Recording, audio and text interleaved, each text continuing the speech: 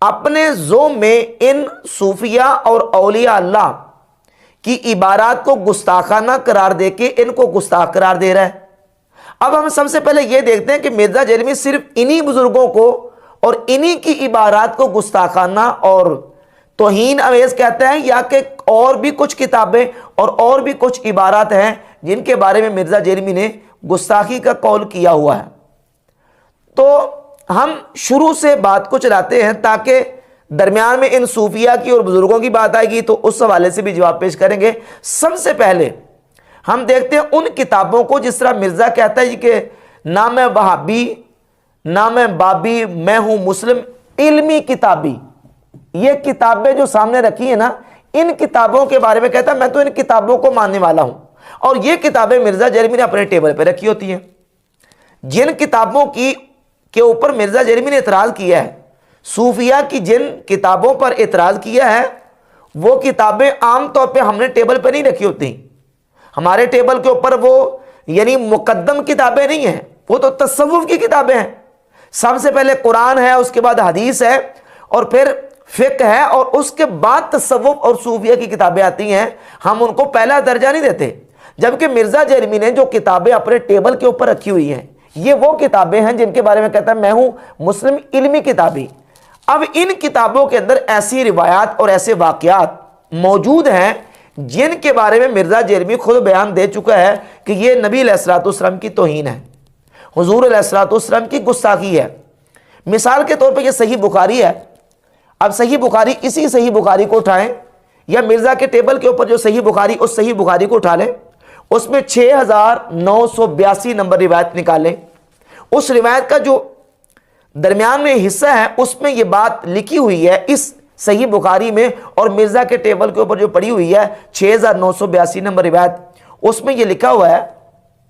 کہ نبی پاک صلی اللہ علیہ وسلم کی ذات اقدس کے بارے میں کہ نبی علیہ الصلوۃ والسلام پر جب وحی کا سلسلہ موقوف ہوا تو آپ علیہ الصلوۃ والسلام نے اپنے آپ کو کئی مرتبہ پہاڑ سے گرانے کا ارادہ فرمایا، اور اس روایت کے اوپر مرزا جیلمی نے ایک پورا بیان اور کلپ اپلوڈ کیا ہے کہ نبی علیہ الصلوۃ والسلام نے خودکشی کرنے کا ارادہ کیا، اور پھر اس کے اوپر یہ پورا بیان دیا ہے کہ کیا نبی کریم علیہ الصلوۃ والسلام نے خودکشی کرنے کا ارادہ کیا، اور سوال کیا، اور کسی نے اور سوال کے جواب میں مرزا نے یہ کہا کہ یہ جو واقعہ کہ نبی علیہ الصلوۃ والسلام نے اپنے آپ کو بار بار پہاڑ سے گرانے کا ارادہ کیا اور خودکشی کا ارادہ کیا، یہ نبی علیہ الصلوۃ والسلام کی توہین ہے، یہ نبی علیہ السلام کی گستاخی ہے۔ اب سوال یہ پیدا ہوتا ہے کہ یہ جو توہین جس کو تم کہہ رہے ہو، جس کو گستاخی تم کہہ رہے ہو، یہ گستاخی اور توہین جو تمہارے بقول گستاخی اور توہین ہے، اور جس طرح تو نے اس کو ٹائٹل دیا ہے، سوال یہ پیدا ہوتا ہے یہ کہاں لکھا ہے؟ یہ واقعہ کسی تصوف کی کتاب میں لکھا ہے، کسی صوفی کی کتاب میں لکھا ہے، یا کہ کسی اور کتاب میں؟ وہ صحیح بخاری میں لکھا ہے، 6982 نمبر روایت ہے صحیح بخاری میں، اس میں لکھا ہوا ہے، جس کو تم گستاخی قرار دے رہے ہو۔ اب سوال یہ پیدا ہوتا ہے کہ جو رسول اللہ صلی اللہ علیہ وسلم کی گستاخی تم قرار دے رہے ہو، اس گستاخی کو امام بخاری اپنی صحیح بخاری میں لے کے آئے۔ امام بخاری نے اس واقعے کو صحیح سمجھ کے اپنی بخاری میں لکھا ہے، یا کہ حضور کی گستاخی اور توہین سمجھ کے لکھا ہے؟ اگر توہین اور گستاخی سمجھ کے لکھا ہے تو کیا امام بخاری نے فٹ نوٹ پہ یا حاشیے میں یا تعلیقاً کوئی لفظ ایسا جملہ اس میں لکھا ہے کہ یہ واقعہ تو بیان کیا جاتا ہے لیکن یہ واقعہ نبی علیہ الصلوۃ والسلام کی گستاخی ہے؟ ہرگز نہیں لکھا۔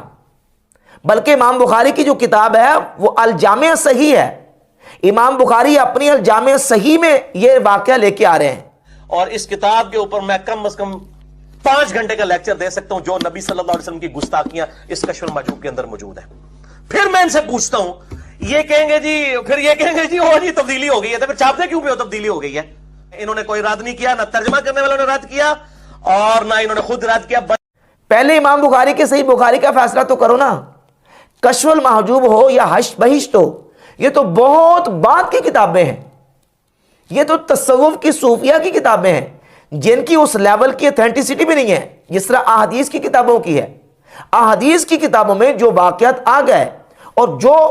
اس کتاب میں موجود ہے جس کو پوری دنیا کے وہابی اور مرزا سمیت یہ کہتا ہے اصح الکتب بعد کتاب اللہ، تمام کتابوں میں سے اللہ کی کتاب قرآن کے بعد سب سے صحیح جو کتاب وہ صحیح بخاری، اس میں توہین رسالت اور گستاخی رسول کا واقعہ موجود ہے۔ سوال یہ پیدا ہوتا ہے کہ مرزا جیلمی نے کبھی یہ کہا ہے کہ اس واقعے کو صحیح بخاری سے نکال دینا چاہیے؟ توہین رسالت کا یہ واقعہ صحیح بخاری میں آئندہ پبلش اس کو نہیں کرنا چاہیے؟ دارالسلام کو ریکویسٹ کرے مرزا جیلمی، جن کی کتابیں دارالسلام کی مرزا جیلمی نے اپنے ٹیبل کے اوپر رکھی ہوئی ہیں، کہ اس واقعے کو نکالو۔ یہ واقعہ اللہ کے رسول علیہ الصلوۃ والسلام کی گستاخی اور